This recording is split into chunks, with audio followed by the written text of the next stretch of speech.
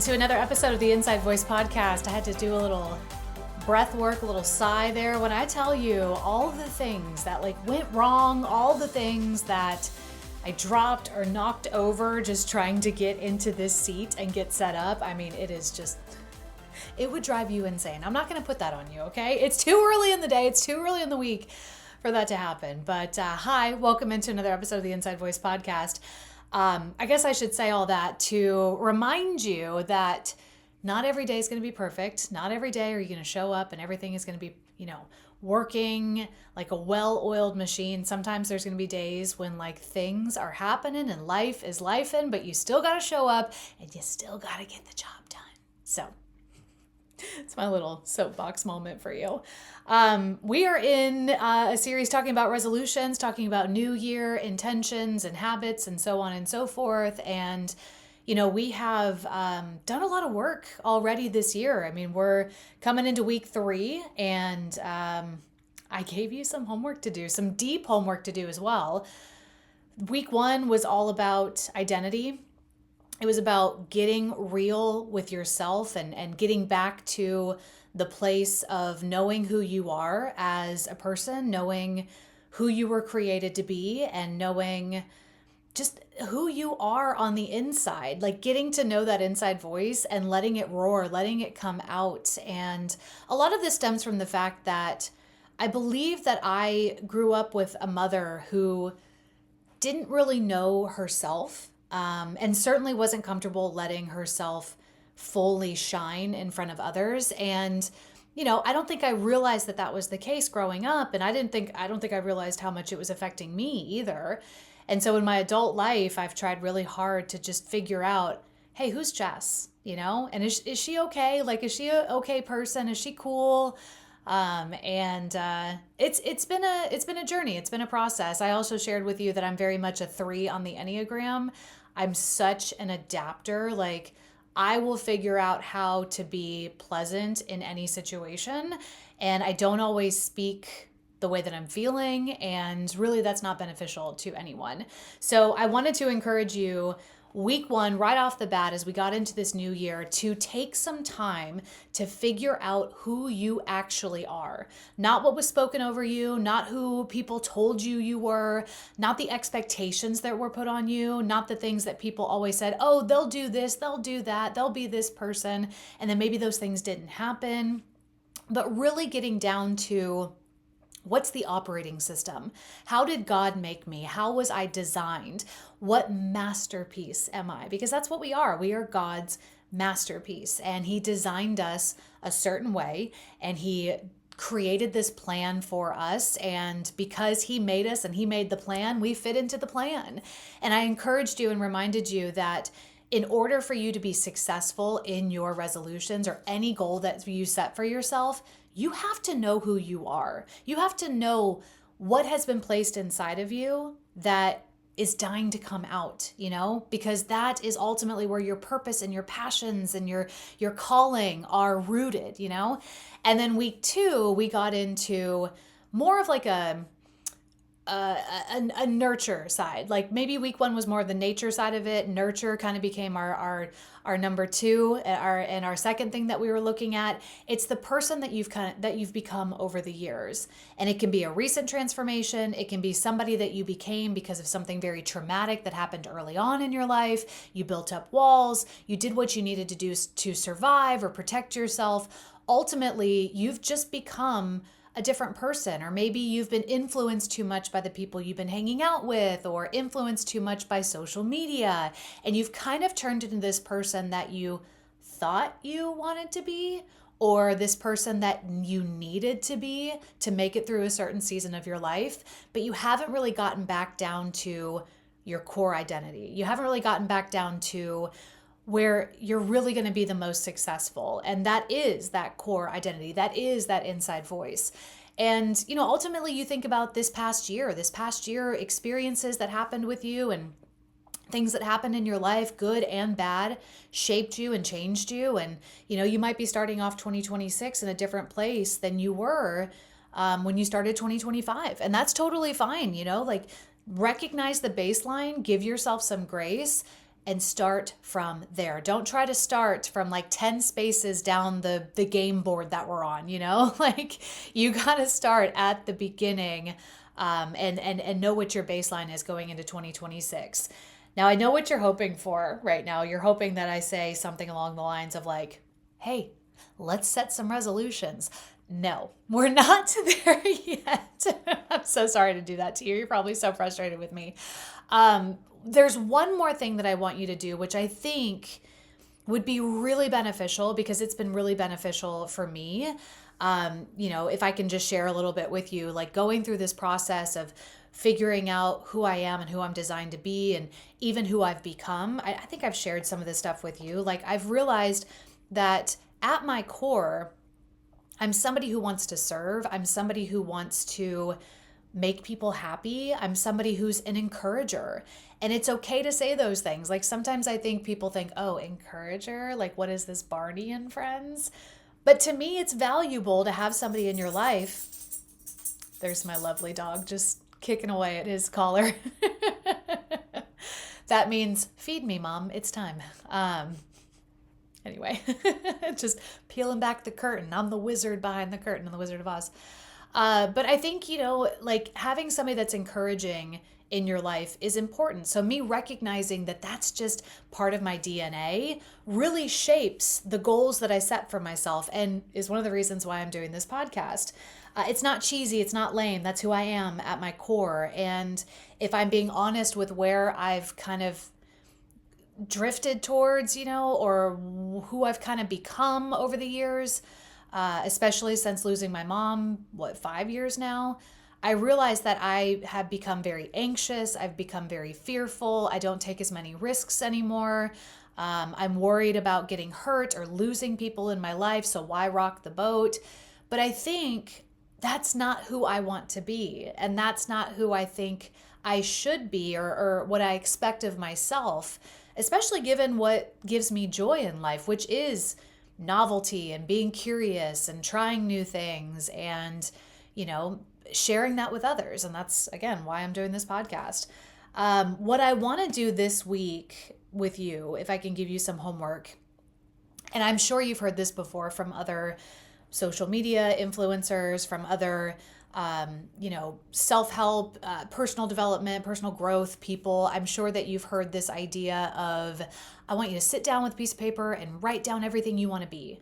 But the key is to write it down as if it's already happened, as if you've already accomplished the things.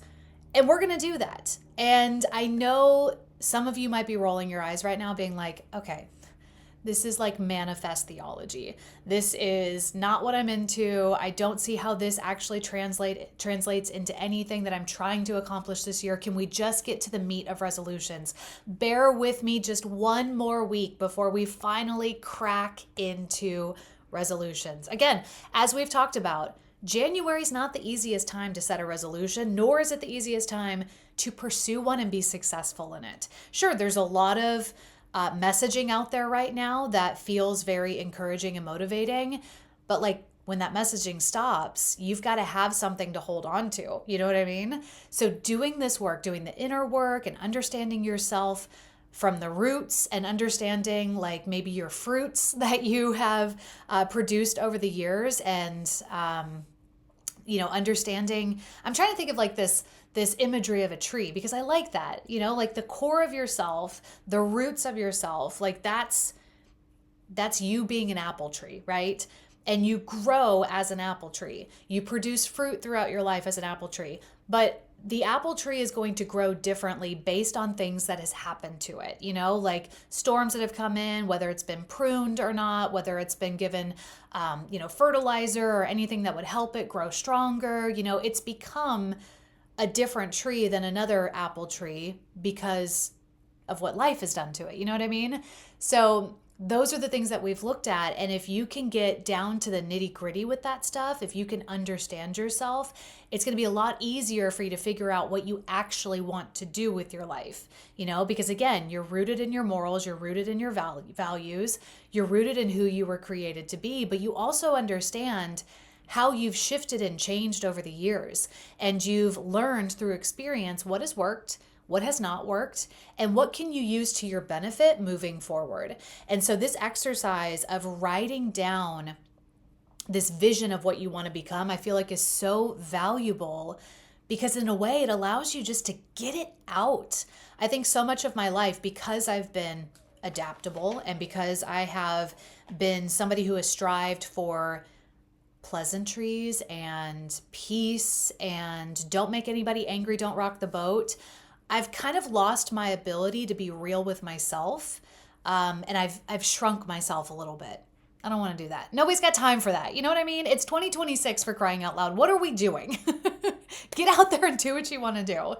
And so I want you to visualize you sitting here with me, hopefully, a year from now.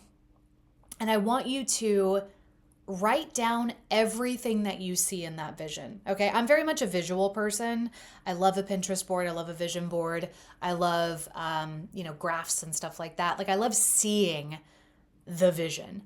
And so I'm very imaginative. I was like that as a kid as well, mostly because we never had friends over. So I kind of just had to make up my own world to operate in. So I would love for you to just jump on this imagination train with me and like go all in, even if it's out of your comfort zone. I think when you can really start thinking about what you want to do, who you want to become, what you want your life to look like, when you can allow yourself to go there with that visual, that's where like dreams really start taking root. That's when dreams really start flourishing. You know, they're not just thoughts, they're not just hopes, they're not just wishes. It's like, no, I can see it. And if you can see something, like you want to run towards it, you know? So that's what we're going to do. And maybe you're also a visual person. You would prefer to paint something or draw something. I'm going to ask you to actually write. I know, it's 2026. Who writes anymore? I'm pretty sure kids don't even learn how to write in school anymore. Because they're just going to type or like voice activate something in the future. I'm not asking you to write in cursive. I'm just asking you to write any way that you can. Which, by the way, we had our termite guy here just before Christmas doing an inspection and all that jazz. And he had the most beautiful penmanship I have ever seen. And he wrote in cursive. And he handed me, like he took his little notes and I was supposed to sign off on it. And he handed me this piece of paper and he goes, "I'm so sorry if you can't read my chicken scratch." And I looked at this and I was like, this should be in the Smithsonian. Like this should be in a museum of like, this is how humans used to write. It was so beautiful. So if you do cursive, please write in cursive. I would love for that. It's kind of a lost art form these days. But I want you to write it for a couple of reasons. So let's get down to what I want you to visualize first, and then we'll talk about the importance of why writing it down is important. So first of all, I want you to get that visual of yourself, like I said, 1 year from now, hopefully sitting here with me, and start writing down who that person is, what that person does, what that person looks like, how that person shows up. I wrote down some things just to get you started, but like, what do you look like? Where do you live? What matters to you? How do you show up for others? How do you treat strangers? What's something that you tried this past year? Where do you work? What does your day look like? I want you to think big. I want you to think small. I want you to think everything. Even if you think like, well, this doesn't really matter that much. No, write it down. Write it down. If it's in your vision, somehow, some way, write it down, okay? Some people will tell you like set a timer and do this. Some people will say, drink a glass of wine before you do this, like whatever. If you're worried that you're not going to write unless you have a time deadline, set a timer. If you feel like you're going to write more because you only have 5 minutes, go ahead and set the timer. If you feel like you need a glass of wine to kind of loosen up a little bit, pour a glass of wine, whatever. I want you to be successful in this, you know? So set yourself up for success, whatever's going to help you out. Maybe it's kicking the spouse and the kids out of the house and giving yourself some quiet time. Maybe it's sitting outside. Maybe it's in the early morning hours with a cup of coffee. Whatever you need to do to write, I want you to do it. And I want you to do this not once, not twice, but 3 times, okay? So you're going to do the first one, get a piece of paper. I did this with mine. if you want to hear some of mine, I can share some of them. But I have a composition book. This is so like millennial, old school, elementary school. And I just sat down. I gave myself some prompts because I'm a little bit of an overachiever, just to help me kind of like loosen the gears. And you can do this. So like the first thing I wrote was, who am I? And then I asked myself that question. And I just started writing. And then I said, who is God? Because I want to know how I'm going to relate to him, and like my walk with him is important. And so I wrote, who is God? And then I answered that question. Then I wrote, I am ... And then I wrote all the other things.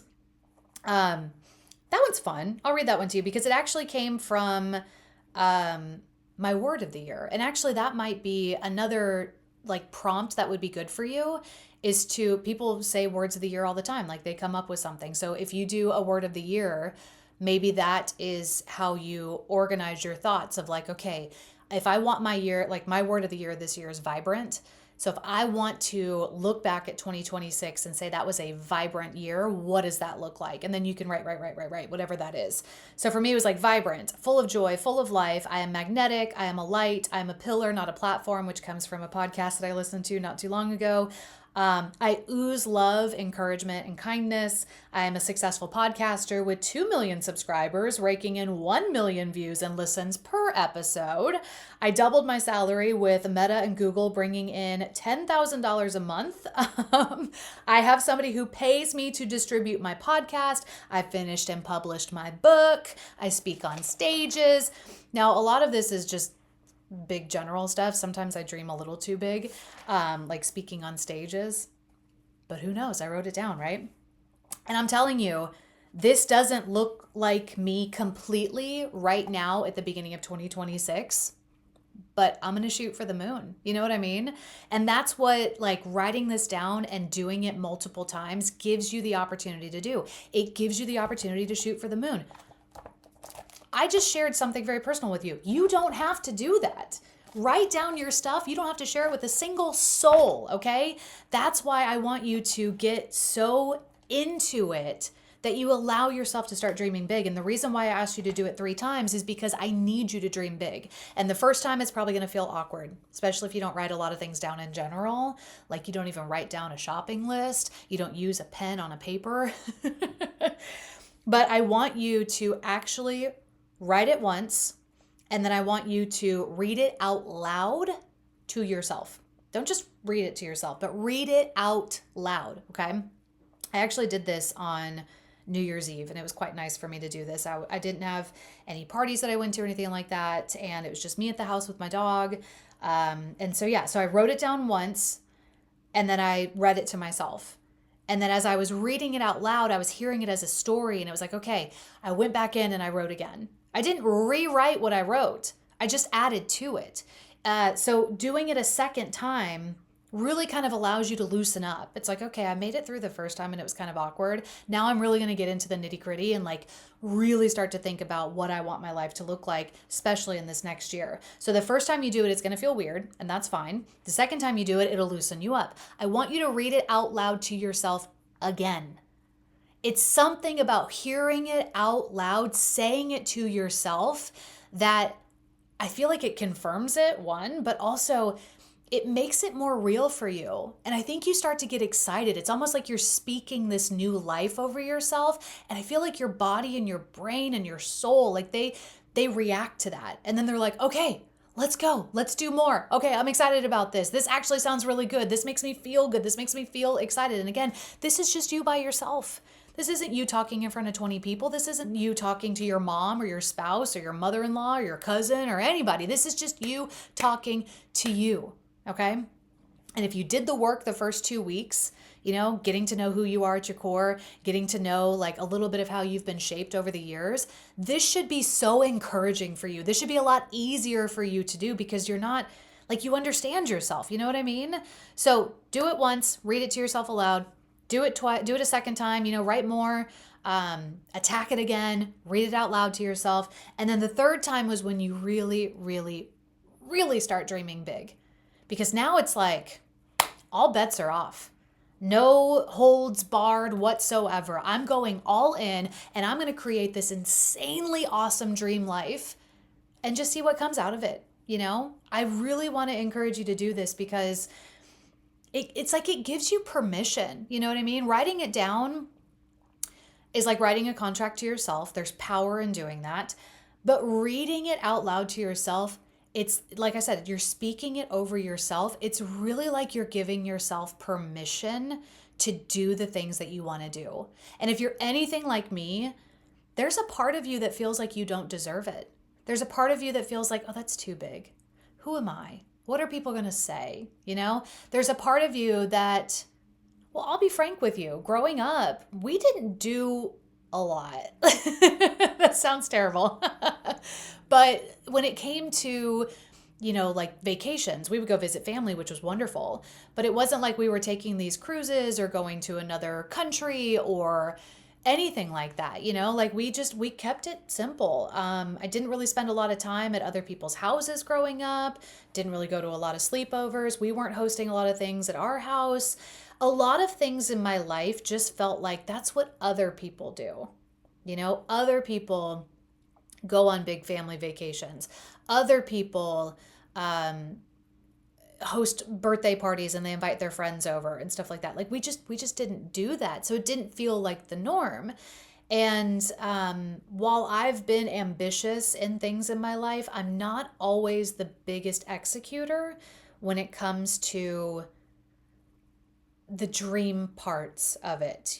I've been driven in my career and I'm very proud of that.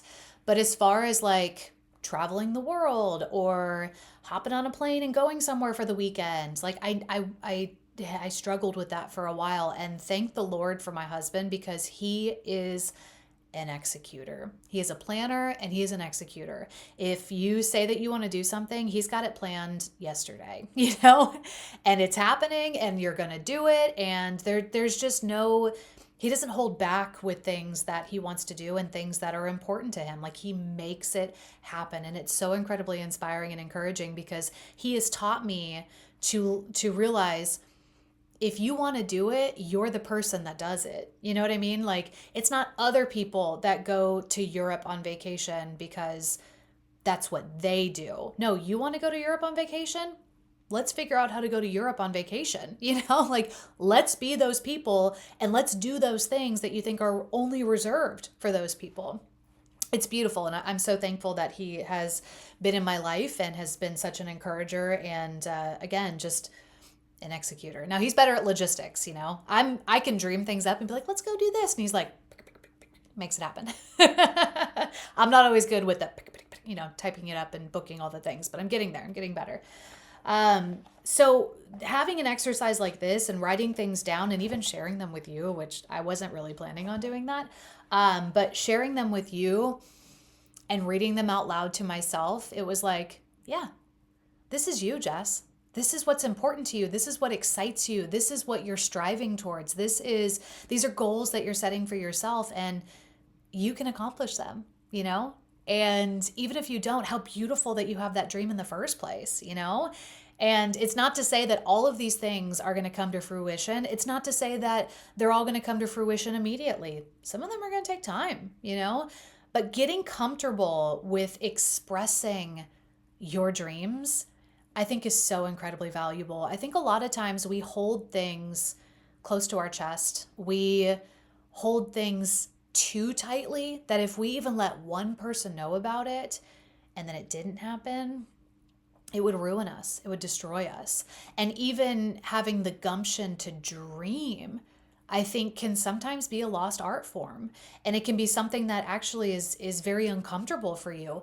We talk a lot about comparison on this podcast and how it steals so much from you.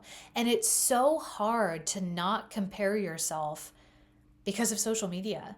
Even if people aren't coming at you and telling you all the things that are wrong with you, just seeing other people live their life and seeing more people live their life than I think we were ever intended to see in our lifetime as human beings. Like we're exposed to so many people these days that I don't think that this was supposed to be the case.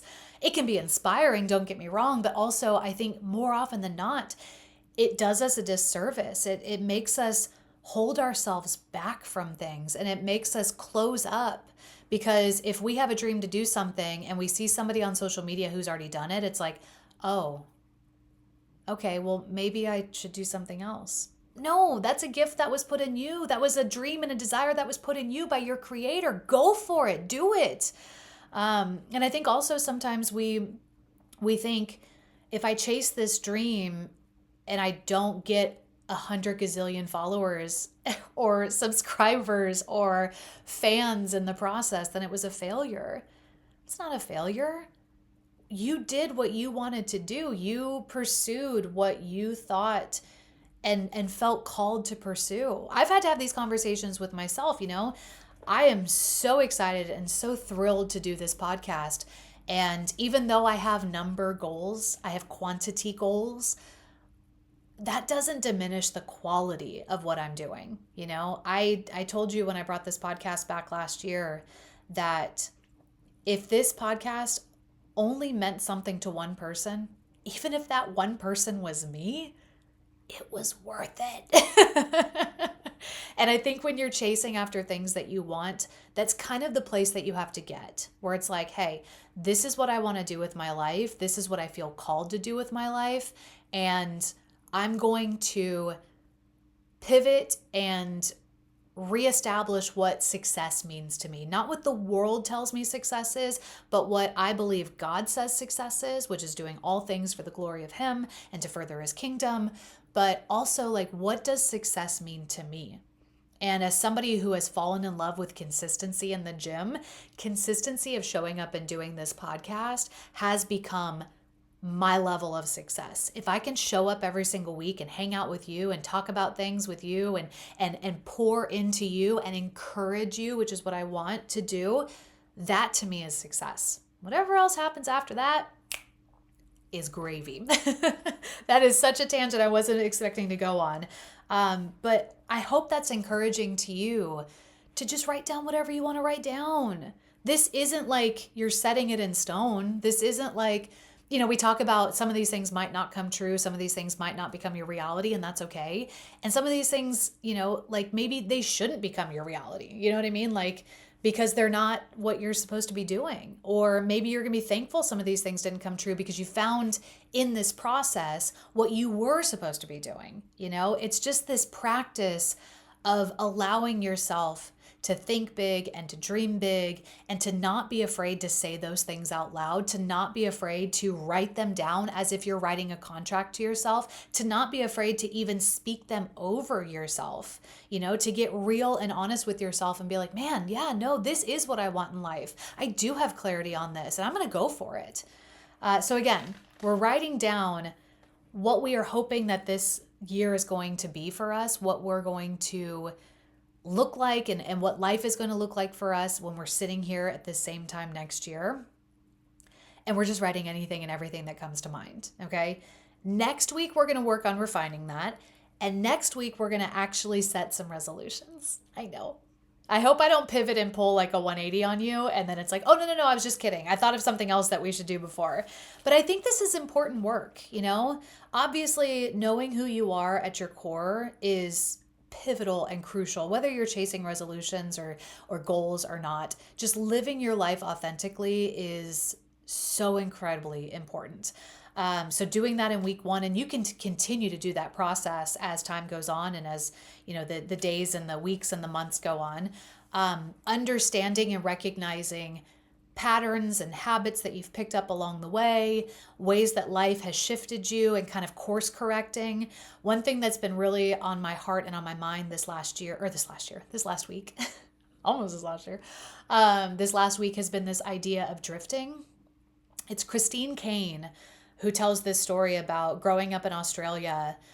She's a pastor. She's great. Growing up in Australia and how they would go to the beach, and her dad, you know, they would put this big bright umbrella, this brightly colored umbrella in the sand. And their dad would always tell them, you know, when you go out into the water, keep checking for the umbrella, because where you're at right now, you're right in line with the umbrella. But as the tide comes in and the waves start hitting you and things start pushing you and you get distracted and you're having a great time, oh, suddenly you realize like you're not in line with the umbrella anymore. And you might look up and suddenly it's like, oh, I've drifted.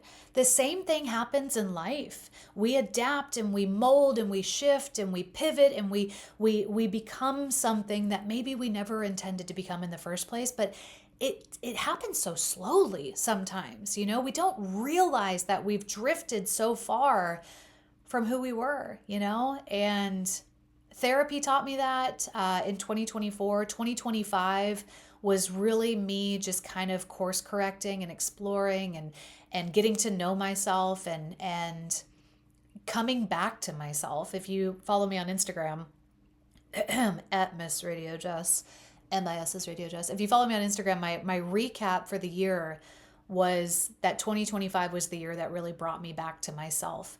Like, I really started working on figuring out not only who I am at my core, but who I've become over the years as well. And certainly who I've become after losing my mom, and I think now is a great time for us to recognize those things. So I don't want to get too much into that because we did cover it last week. But this week I think is also incredibly important before we set the resolutions, because sometimes, resolution season hits right after the holidays, and we're so wrapped up in the holiday stuff that when January 1st rolls around, it's like, I'll do what they're doing. Or, oh, this person seems like they're really excited about this resolution. I'll do that. Or, my friend said she wants to read, 12 books this year. I'll read 12 books this year. It's like we kind of just throw things out there and we don't really think about what matters to us, what's going to benefit us and maybe others around us, what is going to push us further towards our calling in life, and what is actually going to fulfill us. Your resolution and your goals that you set for yourself are for you. It's okay to say that. So doing this work of just throwing out anything and everything that you would like to see, I think is beneficial. And again, like I said, next week, and even this week, as you do this process, as you read those things out loud to yourself, you might think, okay, that actually sounds like my cousin. That doesn't sound like me. Or, ooh, that actually sounds like that one girl I follow on Instagram and she cute, but like, that's not me. You know what I mean? You can start to refine those things a little bit, and maybe you will in the second time around that you're writing, or the third time around when you're writing. You might cross some things out. It's okay to be messy. I'll admit, when the first time I did this exercise, I was like, ooh, I shouldn't do it in pen because I don't want to scribble out anything.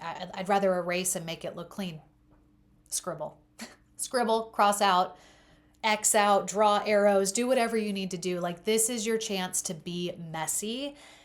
And it's so counterintuitive, or it's so opposite of what everybody's trying to do right now, which is be perfect, because they've set the resolutions. They want to be perfect. I want you to be messy right now. Okay. We'll figure out consistency and a method and a strategy and all that eventually, but be messy right now. Don't be afraid to dream big. Don't be afraid to write things down that, sound scary and intimidating. And man, if your spouse read this, you might be a little awkward with them. I don't know. Like, write that stuff down. Okay. This is your chance to dream big for you. So do it. Like I said, write it once, read it out loud to yourself, write it twice, read it out loud to yourself, write it a third time, and read it out loud to yourself, and allow yourself to speak that stuff over yourself. Next week, we're getting focused, okay? We'll get a little cleaned up after being messy this week, just writing that stuff down.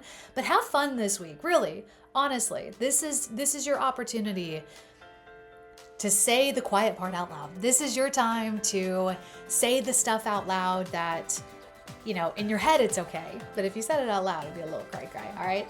Enjoy it. Next week, we are getting down to business and we'll get focused. I'll see you next week.